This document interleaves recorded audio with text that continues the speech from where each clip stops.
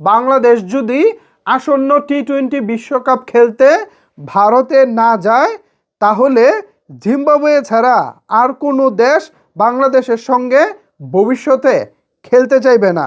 তখন আপনি টাকা আয় করবেন কিভাবে? ক্রিকেট বোর্ডকে তিনি আঙ্গুল তুলে বলতেছে, তখন আপনি টাকা আয় করবেন কিভাবে? আর্থিক আয় ছাড়া আপনি কিভাবে ক্রিকেট চালাবেন? কথাগুলো খুব পরিচিত মনে হচ্ছে না? আজ থেকে ঠিক 2 দিন আগে তামিম ইকবাল কিন্তু সেম একই সুরে কথা বলেছিলেন। তামিম ইকবাল এই কথা বলার পর তামিম ইকবালকে বোর্ডের একজন পরিচালক বলেছিলেন ভারতের দালাল। এখন আজকে খালেদ মাহমুদ সুজন সাহেবের কথা শুনে আসলে কে কি বলবেন সেটা আমি জানি না, তবে আমি আপত্তিকর কোনো মন্তব্য করব না, আমি সোজাসুজি কিছু কথা বলতে চাই।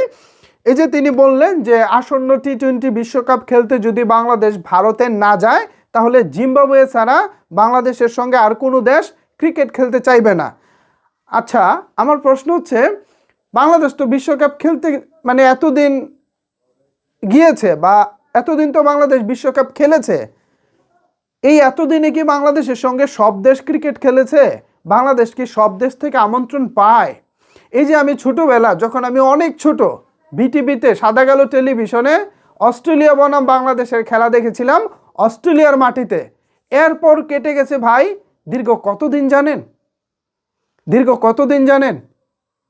দীর্ঘ প্রায় 22 বছর কেটে গেছে। ইয়েস, আজকে 2026 আর 2004 থেকে যদি আপনারা হিসেব করেন দীর্ঘ প্রায় 22 বছর কেটে গেছে। এখনো পর্যন্ত বাংলাদেশকে আমন্ত্রণ জানায়নি ক্রিকেট অস্ট্রেলিয়া। একটি সিরিজ খেলার জন্য বাংলাদেশ ক্রিকেট দলকে আমন্ত্রণ জানায়নি তারা। অন্যদিকে ইংল্যান্ডে বাংলাদেশ সিরিজ খেলতে গিয়েছে সর্বশেষ 2010 সালে, সেটাও 16 বছর হয়ে গেছে।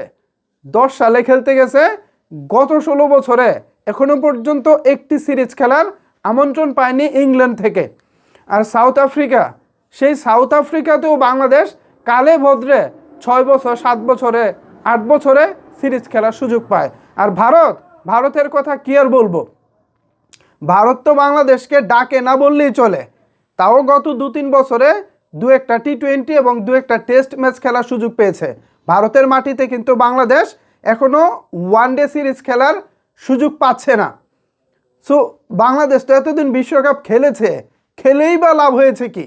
বাংলাদেশ কি বড় কোনো দেশের সঙ্গে সিরিজ খেলতে পারে? বাংলাদেশকে কি সেই সুযোগ দেওয়া হয়? ওই তো ঘুরে ফিরে জিম্বাবুয়ে, ওয়েস্ট ইন্ডিজ, নিউজিল্যান্ড বা অন্যান্য যে দেশগুলো আছে কম বেশি বাংলাদেশে তারা সফর করে, কিন্তু বাংলাদেশকে কিন্তু তারা আমন্ত্রণ জানায় না। তো ভাই আমাদের এতদিন ক্রিকেট খেলে লাভটা হয়েছে কি? আদৌ তো আমরা আসলে বড় কোনো দেশের সঙ্গে খেলতেই পারি না, সুযোগই আসে না। আর এবার বিশ্বকাপ না খেললে গোল্লায় চলে যাব, এই কথা বলাটাই তো ভাই অনর্থক একটা কথা। এই কথার তো আসলে কোনো ভ্যালুই নাই। আছে কি কোনো ভ্যালু আছে? আমি দর্শক আপনাদের কাছে মতামত রাখতে চাই, মতামত জানতে চাই, কি ভাবছেন এই বিষয়ে আপনারা?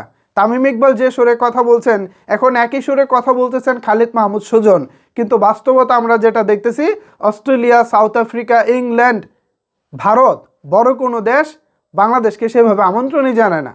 তো বিশ্বকাপ খেললেই কি আর না খেললেই কি? বিশ্বকাপ খেললে কি বাংলাদেশকে অস্ট্রেলিয়া আমন্ত্রণ জানাবে, ইংল্যান্ড আমন্ত্রণ জানাবে, সাউথ আফ্রিকা আমন্ত্রণ জানাবে, ভারত প্রত্যেক বছর সিরিজ খেলবে? ব্যাপারটা কি এরকম?